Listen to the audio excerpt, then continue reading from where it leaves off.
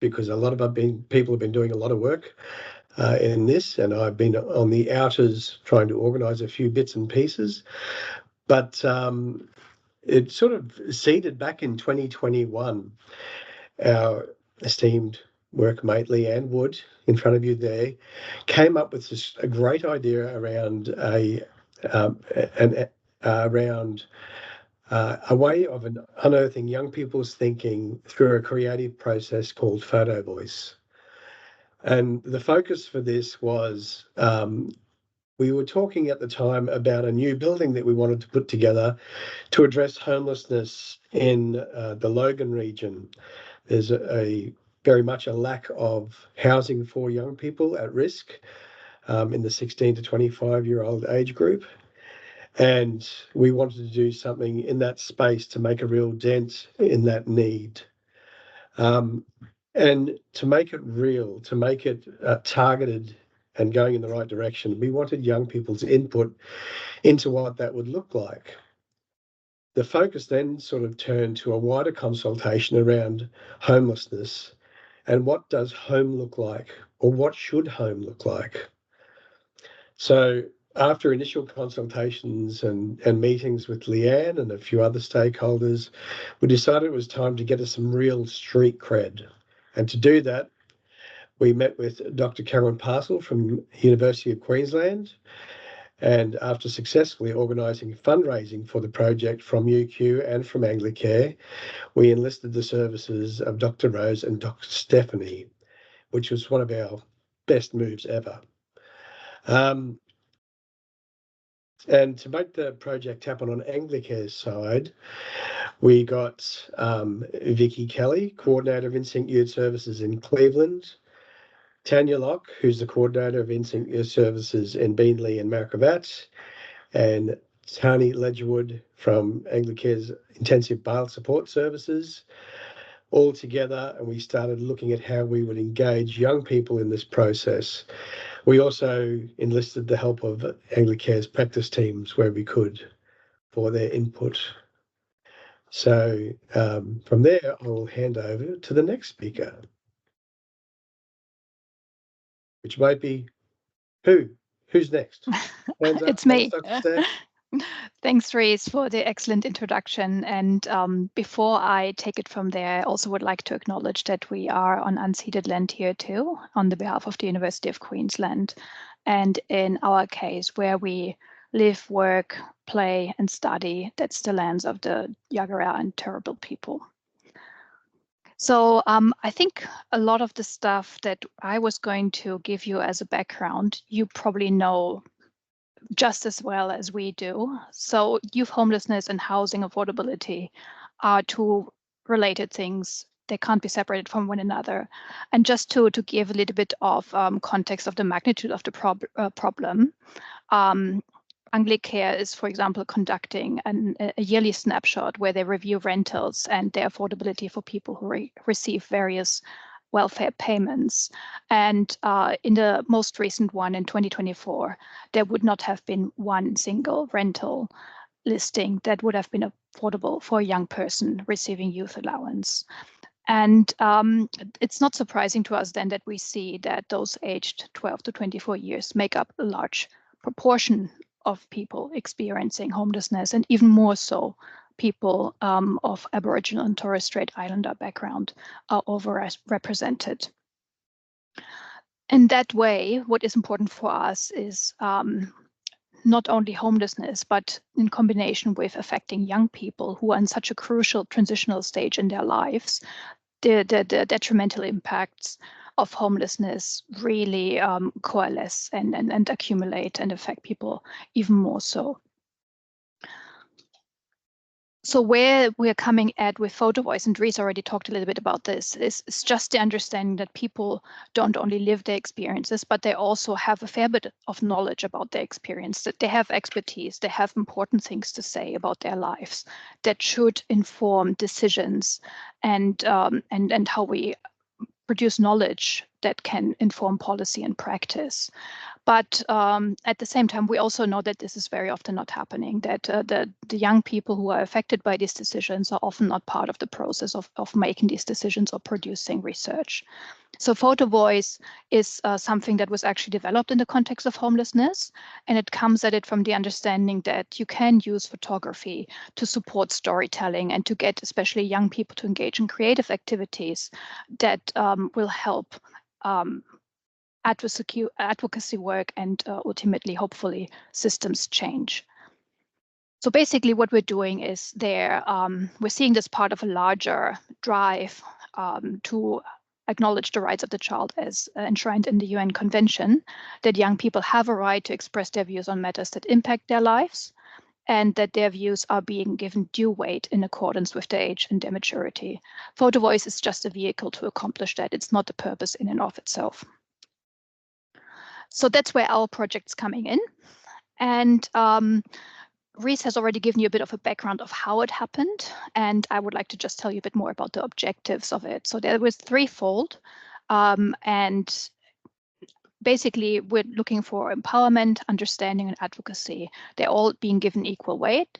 So empowerment comes back to the idea that young people should share their stories and perspectives, not only on homelessness, but also what home means to them. So we can provide better for them to produce conditions that, if they're not replacing a home, but they resemble a home and they give some aspects of home and the security that the home brings. Understanding. So we want to understand more what it's like for them.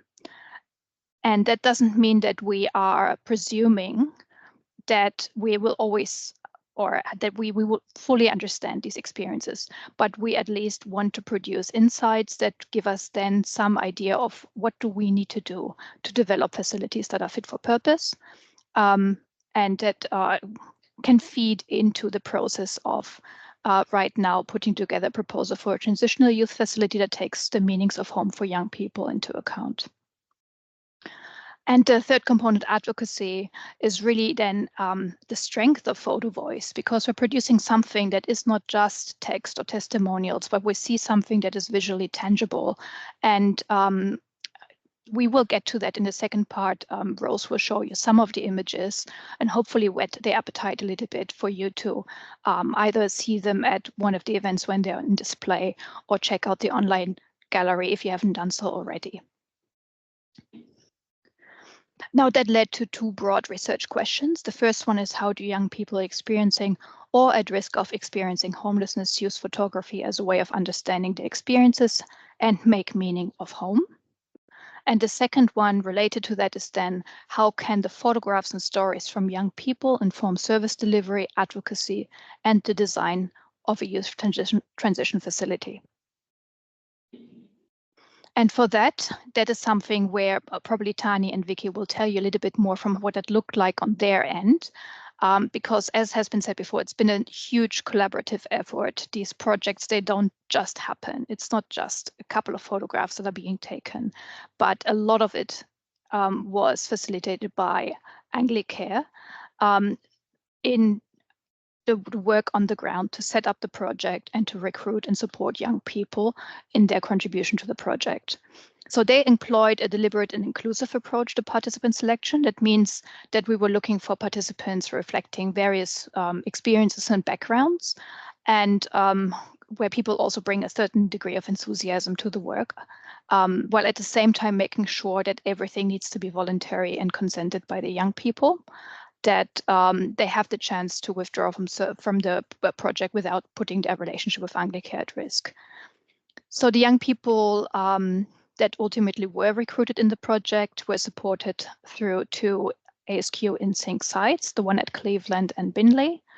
And overall, we had 14 young people who participated in the study to varying degrees. So we made it clear from the very beginning that just because you come to one workshop or you have a conversation doesn't mean that you're also committing to doing all the other things that you're asked to do. So we wanted to keep that up to the young people to honor the commitment that it's about the young people's voices. So 9 young people contributed photographs, and 8 young people came to 1 or 2 of the analytical workshops that we had to discuss the photographs and caption them and prepare them for the exhibition. And we also built in a little component to be able to reflect on the process, how people felt about how everything went, and if they felt that their voices were adequately represented or included.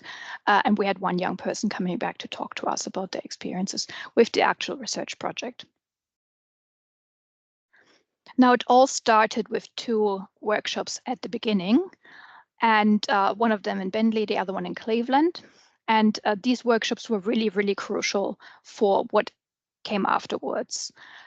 It was the idea to explain to young people what it is that we're proposing to do, which we can't assume that this photo voice idea is something that is necessarily known to everybody already. So there was a lot of work to do that just to explain what photo voice is and what the role of young people is in the project. And to that end, we just brought along an example. So we had just recently completed another project, including participant-produced photography, and we showed participants some photographs which had 2 purposes.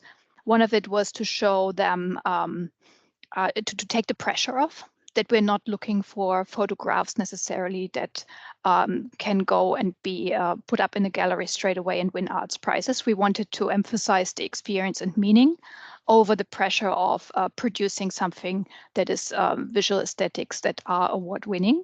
Although I think in the end what we did get, there are a fair few candidates there that might be competitive. And we wanted to encourage people to find their own visual voices.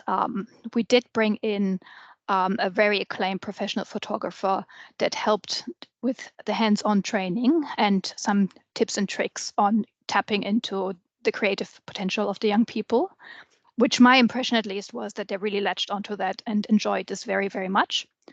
But we also talked about a little bit about the ethical considerations, so the do's and don'ts, and being aware of safety and surroundings that we need to take into account when we're using visual storytelling techniques. And overall, just to comply with ethics and to make sure that people really understood what they're asked to do and they're happy to do it, we also use this as the occasion to sign the informed consent and progress with the project. And I realize there's a bit of complexity here, so we will have time later to ask questions if there's anything that you want to know about the process. But for now, I think that's just a broad overview that you get an idea of what we did. Now, the idea with the workshop was also to come up with a title and a theme for the photography assignment. And what crystallized quite quickly is this question around what does home look and feel like for you as the participant, as something to take in mind as you walk away from the workshop and start taking photographs.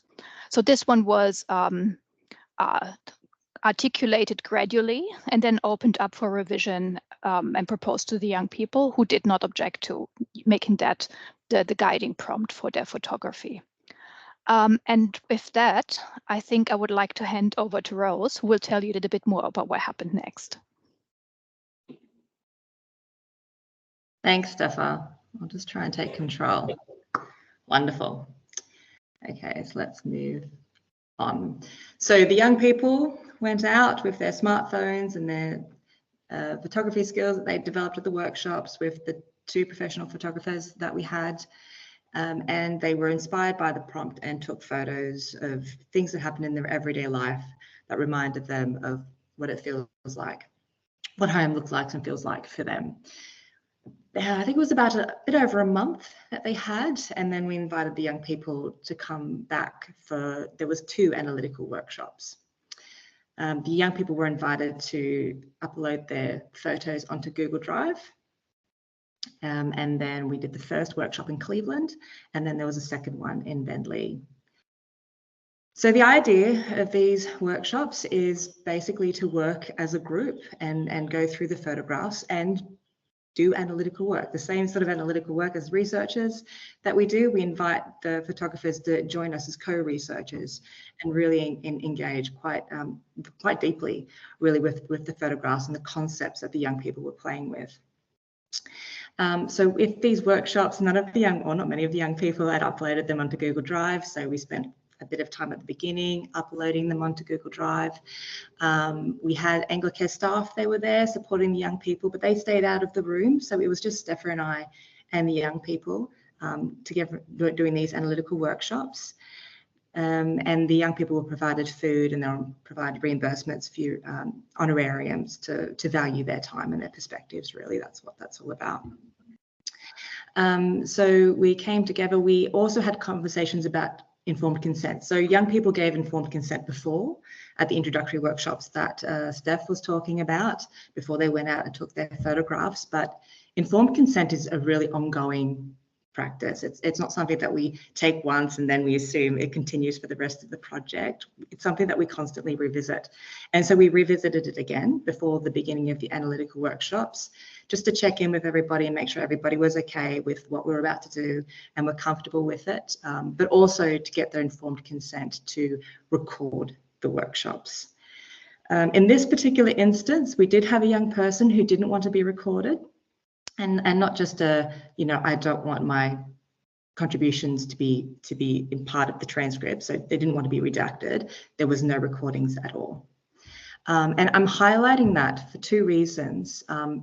Firstly, when I get to the photographs and I start drawing on young people's stories, just to point out that these are paraphrasing from the field notes that Steph and I took during these workshops, but also to really highlight how important it is within this sort of research to be fluid and to really take seriously what informed consent. And if we're talking about people's voices and respecting their voices, then that occurs in all sorts of different ways. So it made Steph and my job a little bit harder, but it was more important to respect the young people and how they wanted to participate more than anything else.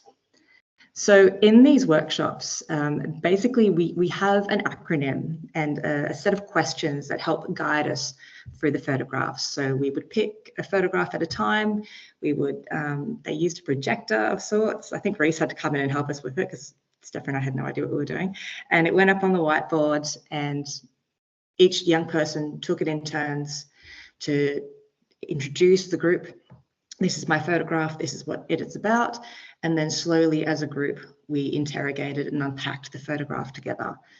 So sometimes we followed these questions in order, sometimes it got mixed up. It was more about following the young people's lead.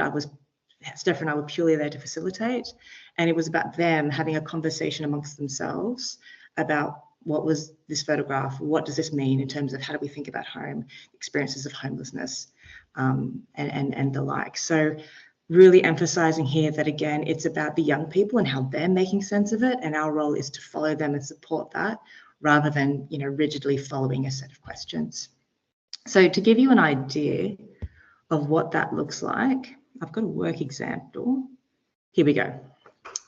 So this photograph is from a young person, Joseph, and he came up with the title, Past the Tipping Point. So the photograph gets projected on the screen, and I ask Joseph, can you show me what's happening here? The first question. And so that's a description of the photograph. And so Joseph told us that he has a bucket, there is water in the bucket, but it's close to the top, but it's not quite there. It's not overflowing. And there's crisper jeans in the background. And then we ask him, well, what's happening here? Like, what's this photograph about? And so he starts taking it from the literal and gets more into the symbolism of it. And he talks about how the water symbolized emotions. And it's near the edge, but it's not overflowing. And that's because we have these emotions inside us that we have to keep inside us, and we have to perform them in a particular sort of way. And he talks about the crisp jeans as being like a clean, well-dressed sort of the way you're supposed to present yourself.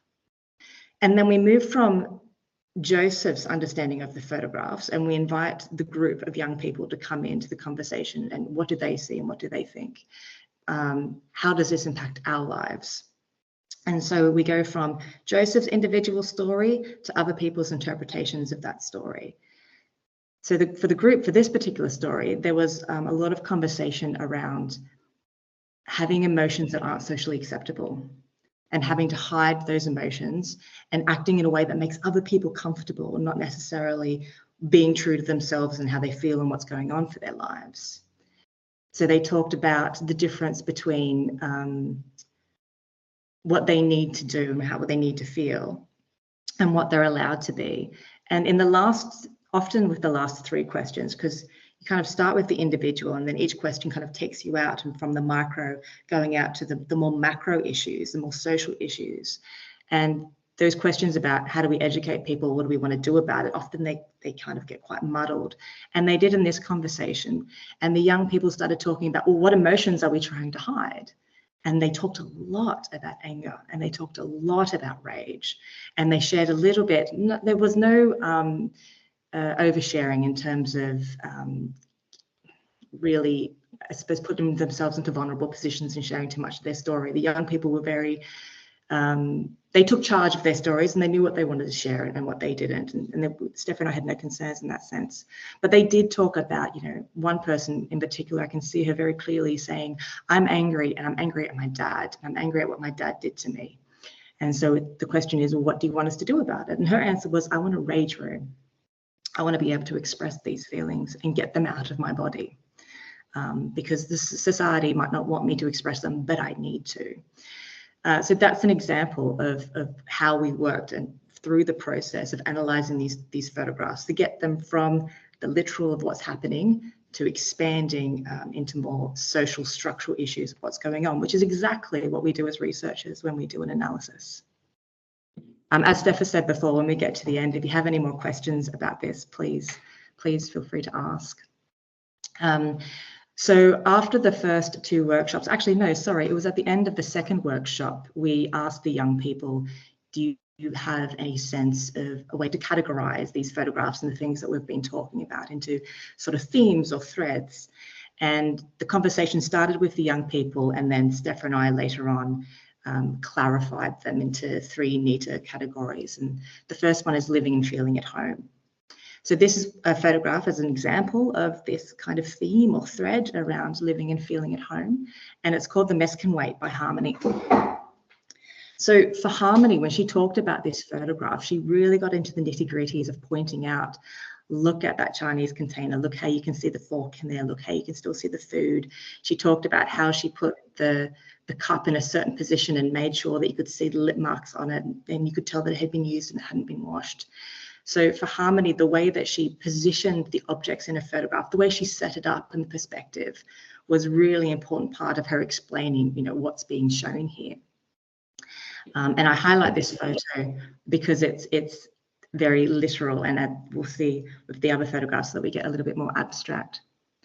But for Harmony, this was about, you know, home looks like and feels like for her somewhere where she can relax about rules and routines, and she doesn't have to worry. So when you're in a share house, when you're in a transitional home, there are rules that everybody has to abide, particularly around cleaning up after yourself. But if you have a home that's just your own, you can leave the mess out, you know, because you make your own rules in your own home. But more importantly, the mess can wait because you'll be back tomorrow because you have stable housing and somewhere to come back to. So that was a really important part of that some of the young participants talked about in terms of this, the safety and security of what living and feeling at home is like. The next photograph we have here is half a drawing and half a photograph. So it's Prisoner of the Mind by Alicia, and it's a part of the second thread or theme, which is struggle, life does not make sense. Alicia actually started drawing this in the first analytical workshop, and she asked me if she could include it. You know, it's not a photograph, but can I use it? And the answer is, well, of course. If this is how you express your story and yourself, it might be called photo voice, but why can't you use a drawing? And she's a very talented artist as well. So for her, it's split. She has the sleeping bag on the ground, the example of rough sleeping of where she was. And then she's living in a house at the time. And so she's safe. She's got a roof over her head, but there's still drugs, there's still alcohol. So it's still unstable in that sense. But she also has the trauma and the struggle lingering in terms of her mental health and what she's trying to cope and work through. And that's being depicted in this photograph. So you can see there's her reflection in one of the windows. Another one of the windows is broken. Another one has boards covering it up to give this sense of, I guess, of struggling and unsettlement, and there's still things lingering that need to be worked through. The final theme was belonging, growing up too fast. So something that kept coming out with the young people was these difficulties that they had having to make choices that were way beyond them that they didn't want to make, or that there were so many choices available to them that they felt they couldn't really make choices that other people could make because they didn't have a stable home, because of all these other issues going on in their life, because they had to grow up too fast. So this is from Chloe. Chloe wanted her name written in Korean in the study, and it's called Compass. And again, Chloe picked the title for this one. And this one's a little bit more abstract. I mean, you can see a compass in the photograph. It's really quite clever, this one. I like it. And for Chloe, this one was about, home for her is having other people who look out for you and act as role models. And it feels like a place where it's safe to make mistakes and learn from them as a part of growing up. And she talked a lot about, and the group talked a lot about these difficulties in making choices, of being able to make mistakes in a safe space. And, they make mistakes and it has all these other consequences. Whereas if I'd made a similar mistake when I was younger, it wouldn't have had the similar sort of consequences to them. And so the importance of safety and security and just being able to be young and to grow up without having to grow up so fast was a really important theme as well. So altogether, the question was, how does home look like and feel like for you? And so, of course, the importance of home comes through really strongly. And this happens a lot in research, where what our research actually finds confirms what we already know. But what's so powerful about this study is it isn't adults saying this is what it should be. It's the young people saying, no, this is what we really want because this is what's happening in our lives. This last photograph is from Anonymous. It's grocery shopping. So some of the participants took photos and didn't come to the analytical workshops. And this is an example of one participant who decided to participate in that sort of way. And I think this is an incredibly powerful photograph. It's the positionality of it, the story that she's telling, or they are telling, sorry, really highlights both the physical elements of home, shelter, sleeping bag, but also those non-physical elements, those emotional elements that we all need. Mum off drugs, dad to be happy, hope, things to be okay. And I just think the whole exhibition, so many of the threads are tied in to this one photograph, and so we really wanted to show it at the end. I hope that's been interesting and I've talked through the themes. And please, like I said, if you have any questions, ask us at the end. There is a link there to the online gallery if you haven't been on to see all of the photographs, because they are all incredible in their own way. As Stefan mentioned before, we didn't emphasize the importance of aesthetics, but yet the young people really took it on themselves and have created some really quite beautiful looking artifacts, and really quite powerful too when you match them up with their stories. And we've just got some photos here of the exhibition, and was launched on October the 27th at the station. And I know that it's been exhibited at the moment at the bottom of Duncan Street, and there are plans to continue to share these young people voices to an array of different audiences. So yeah, so now I'd like to hand it over, if I may, to Tani and Vicky to talk about the project from their perspectives, but also, I guess, to get more of the process and what it was like working behind the scenes. So thank you, and over to Vicky or Tani.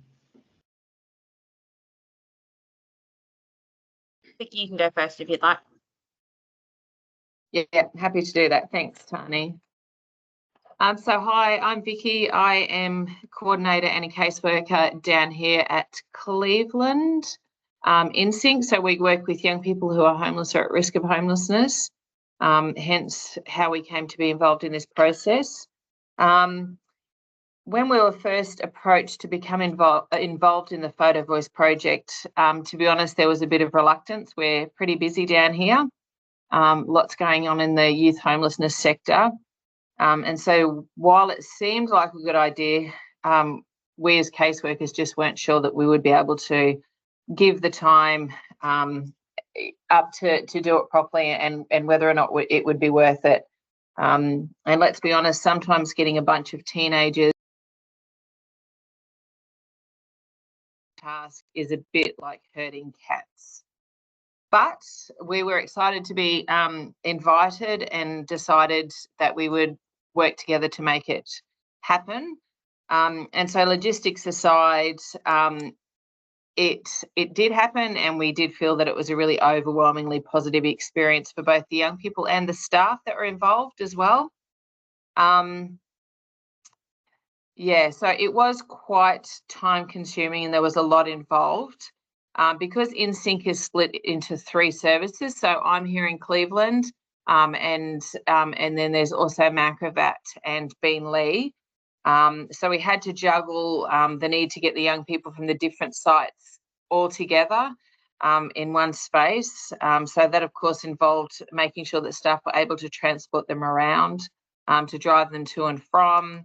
That included working outside of hours for us here, particularly at Cleveland, because we do, finish at 5. And it was also, we had to feed the young people, of course, so we had to make sure that there was enough food, adequate space, and just being there as backup to the facilitators. In terms of attendance, some of the young people dropped out after the first session, others stayed and had limited involvement, and the remainder threw themselves into the task. I know here at Cleveland we had 6 young people, 4 of whom continued throughout. So we had 2 that stopped attending after the first couple of meetings. One of them decided that he wasn't really interested in the process, and the other one struggled with transport. He lives quite away from the office. He actually lives on one of the southern Moreton Bay Islands. And so, having to get a ferry home and that afterwards was quite difficult for him. We had another young person who did attend all of the sessions but wasn't really actively involved in the process. Didn't really provide any feedback as to why, but that's okay. And then we had 3 others that stayed on and were quite invested. They attended each session, they were actively involved in the process, and they all submitted several photos. Those 3 seem to really appreciate the process of being heard. They certainly enjoyed the creative side of the project, and they could see the long-term impact, which was really good, and they felt really empowered and from memory, I think Mankravat and Beenleigh probably had similar experiences. They had some that started and others that saw it through completely. The presentation of the photos at the end of the process was highly enjoyable, and gave the young people who attended the opportunity to see their work on display, the opportunity to talk about their experiences of homelessness, and the process of being involved in Photo Voice, and also the chance to connect and engage with community members. So I wasn't able to attend that, but I know that some of the young people and a couple of the other caseworkers went, and everyone, they had a great night. So while not all of them were able to get to the final event, we do believe that each of them got value out of the process, and certainly speaking to them about the experience. The common theme was that of being heard, of sharing their journey in a creative way, and normalising those journeys as well. And I must say, another unexpected outcome outside of the end product of Photo Voice was the relationships that were created. So some of the young people have gone on to cement friendships with other young people that they met during the program. And that, of course, helps them to build that supportive community among their own peers that are facing the same challenges that they are. And another unexpected outcome was it gave us as caseworkers really invaluable insight into what some of the young people that we're working with are going through, and it opened some really great conversations between the young people and us as workers, and like I said, just gave us invaluable insight into what's going on for them. From a staff point of view, again, it was a great opportunity to get the young people together. We love being surrounded by these amazing young people that we work with. Working towards a common goal was great, and sharing their experiences of homelessness and the impact it has on their identity, their sense of worth, and their overall well-being. And again, it allowed us to have a better understanding of the issues surrounding homelessness in general, as well as their own personal experiences, and gave us an opportunity to connect with them on a different level. It was great to see them having the opportunity to be creative, and to have a voice and feel empowered by the process. In the end, it was well worth the time, and we were really pleased that we did commit to it, and that we did make it happen.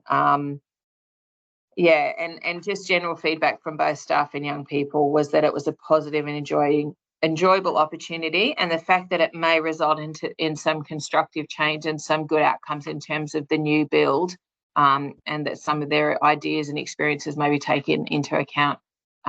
It was really good for the young people as well. So thank you. That's Thanks, Vicky. Thank you. So I'm Tani, so I'm Service Manager for our Youth Justice Services. So in this program, it was the intensive bail initiatives from both Logan and Gold Coast. So just really quickly, I'll go through originally, so I guess some of the barriers that we saw with some of our young people. So our young people, I guess, are quite disengaged, and very relational based in regards to engaging with their youth workers. So some of the barriers was in regards to getting them to these workshops and getting to these things because they had to have a specific youth worker come with them. So that was a real barrier for them. We also just even basically most of the young people that we did engage for this program were at the time experiencing primary homelessness. So they were living in tents and really unstable housing. So even in regards to having the resources to take a photo and have a camera or have a phone, that was a bit of a barrier. So we had to have a youth worker with them at all times when doing that have a smartphone or something to be able to actually take the photo with. And I guess, as I said, it was around that primary homelessness. So they were quite transient young people in regards to their homelessness, but also in regards to going in and out of custody within the time that we were going through this program. So some of them might have been in custody and then come out, so missed some of the process that we were going through. It was also the reluctance and ability to get them to the workshop. So they missed a lot of the really hardy conversations and the lead up to it as well. And I guess that some of that's around the reluctance to go into groups and to go into bigger social settings. We did very much, though, see our young people that did engage at different touch points go through quite a journey through this. So initially there was lots of conversations around confusion. How do we look at home? How do we express that when potentially that's not a positive experience we've had? And how do we portray that? Because when we look at what home looks like, it hasn't been positive, it hasn't been nice. So how do we portray that? But also how do we envision what that would look like if it was a better experience for us in home? So there was lots of confusion around what that looked like for them.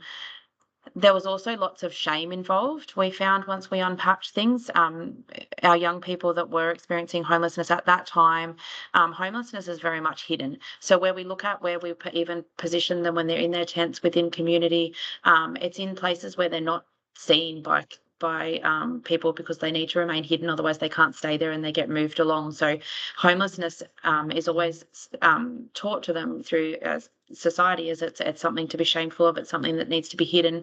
And here we were asking them to take photos of it and portray it to the world and be vulnerable and show that this is your experience. So we did find that was lots of conversations around how do we get past this and what does this look like for you and why is this shame involved and how to express that.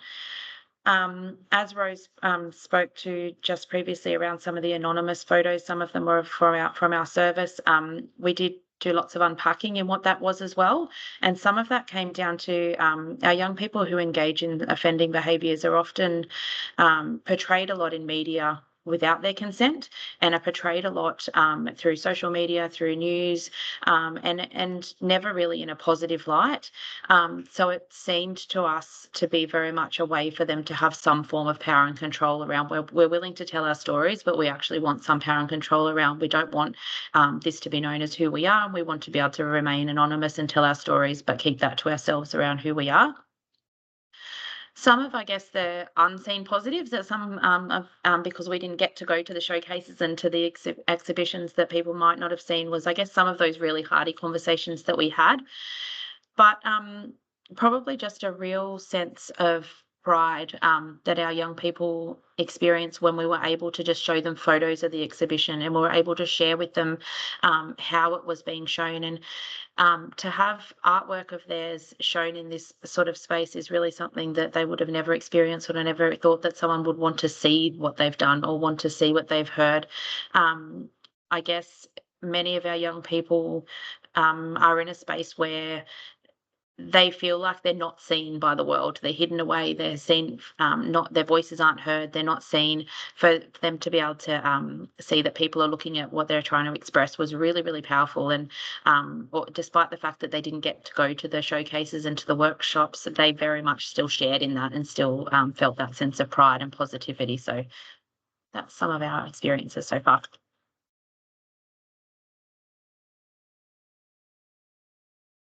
Thank you so much to all of you for sharing your experience of that project. That's, yeah, look, it's been really moving and wonderful.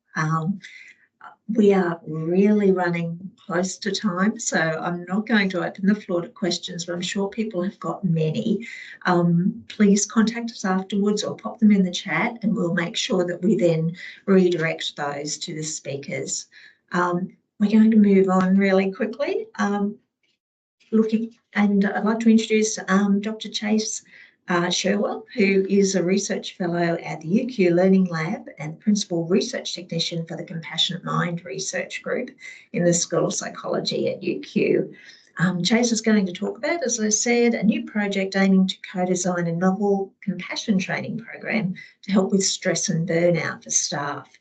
He's also going to highlight how that then can be applied within everyday practice to improve outcomes for staff and young people. And this is again with our intensive bail initiative with Tani and others. So Chase, over to you. Thank you very much. Can you hear me all right? Yep, fantastic. All right, thank you very much for that lovely introduction. I'll try to be rather brief today, but I'm here representing the Compassionate Mind Research Group, which is a research group at the University of Queensland's School of Psychology. And today I'll be talking about our brief compassion training that we're developing for the IBI program. First of all, I want to acknowledge the traditional owners and their custodianship of the lands on which we meet. So for me, that is the Yagara and Turrbal people, and recognise their valuable contributions to Australian and global society. So a little bit of background on how shame and self-criticism can lead to significant psychopathology. So as social animals, we've evolved a highly specialised sense of self that is intrinsically linked to our relationships with others. It's believed that our sense of shame in particular has evolved as a particular internalized emotional response to facilitate social relationships. So shame is a feedback mechanism for when we either have acted in a way that has resulted in negative interpersonal reactions, or when we believe we have acted in a way that might cause interpersonal discord. And prolonged external shame easily translates into internalized self-criticism, and extended periods of exposure to shameful or criticism from others can become our own internal monologue, which over time leads to massive deficits in our ability to regulate emotions and respond appropriately to other people and other stimuli in the external world. Now, in the short term, this can lead to psychopathology such as depression, anxiety, or even occupational burnout, whereas prolonged exposure developmentally can lead to kind of prolonged hypervigilance and risk-taking. It can also lead to more competitive or antisocial mentalities, and at its extreme can lead to kind of these manifestations of callous or unemotional personality traits over time. And social and clinical psychology have described how compassion is the most powerful protective factor against this kind of pathogenic self-criticism and shame. Paul Gilbert defines compassion as the sensitivity to suffering in self or others with a commitment to alleviate or prevent it. And this conceptualization sees compassion as both a skill and an intrinsic motivation that can allow one to break cycles of rumination and down-regulate negative emotional cascades that result from self-criticism. Therapeutically, the important thing here is the ability to engage with one's own suffering, so the suffering in oneself that is often underlying trauma or feelings of anger, rage, depression, anxiety, is being able to actually detect and have a sensitivity to that suffering that is in their self. And then with a commitment to try and alleviate that suffering. And therapeutically, usually this takes the form of, self-forgiveness, self-kindness, trying to reduce that self-criticism. And this is really the focus of compassion-focused therapy. So compassion-focused therapy sees compassion as a skill that can be honed, and it builds capabilities to reduce the barriers to effective emotion regulation. It's been shown many times over to reduce psychopathology such as depression and anxiety, and importantly, it really helps prevent remission of those symptoms. And in young people as well, it's been shown to reduce callous traits and disruptive behavior, and has been shown to be effective in both adults and adolescents. Of course, the issue here is that access to therapy is extremely limited.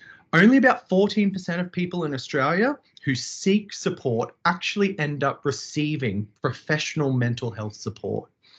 Further, the average number of sessions that someone engages in therapy with is typically only, on average, 3.9 sessions. But this average can be misleading, and it can be highly skewed by the number of people who have ongoing therapy. Whereas, in fact, the one most frequent number of treatments that people receive is a single session. And this has led to the development of what's called single session interventions. And the idea is to specifically structure programs to maximize the effect of just a single therapeutic encounter, as this is, for many people, the most encounters in a therapeutic session that they will receive. Importantly, these are designed to be standalone, barrier-free supports. They can often be self-guided, so it can be used as self-guided homework as an adjunct to other support. It can complement longer term care, or it can be used as support while people are on healthcare wait lists, which in Australia are absolutely booming at the moment. Importantly, meta-analyses have shown that single session interventions in youths can be almost as effective as full-length interventions. So in the blue bars here are the effect sizes for single session interventions, and in the red bars are full-length interventions. So these are interventions that might have 8+ encounters with the client. So these are extremely powerful interventions, considering that they are light touch, one session interventions. In our IBI project, what we're interested in doing is applying the underlying principles of compassion-focused therapy in a single session intervention. Once we've made a kind of prototype of a single session intervention, we're interested in co-designing with young people in the IBI to target an approach that works best for them, but also co-designing with Anglicare staff to help target stress and burnout. So far, we have already finished our prototype SSI. It's got some pretty schmick graphics, it's pretty engaging, and it follows the what's called the best principles for single session intervention development. And these best principles briefly are a basis in brain science. So this makes SSI's messages easier for participants to understand as it's based on universal experiences, and has an emphasis on the ability to grow and change. E is for empowering the client, and this is to strengthen and deepen feelings of competence, agency, and relatedness, which are considered essential for social emotional outcomes. S stands for saying is believing. So within the SSI, activities are designed to promote internalization of new beliefs or ideas. And this is usually achieved via self-persuasive writing exercises embedded in the intervention. And finally, SSIs use testimonials because these appear to have more pronounced effects on narratives when they come from peers. So these testimonials are from peers within the target audience.